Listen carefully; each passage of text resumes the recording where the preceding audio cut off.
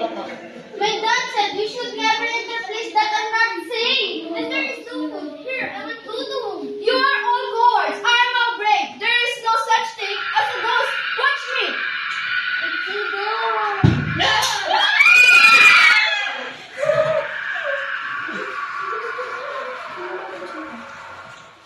I am the ghost.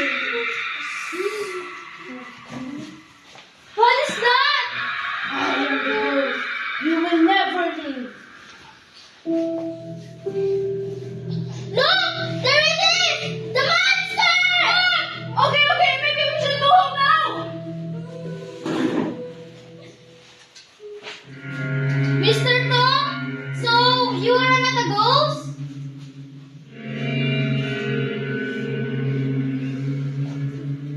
Ha ha ha. Mr. Tom! Got you! I saw your kids trying to break in. This house is old and dangerous.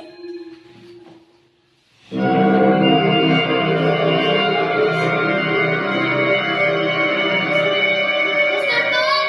So, you're not a ghost? Of course not, but you were very foolish to come here. This place is old. You could get hurt.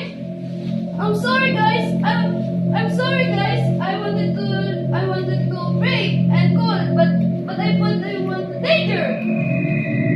It's okay, Erica, but next time, please listen to us.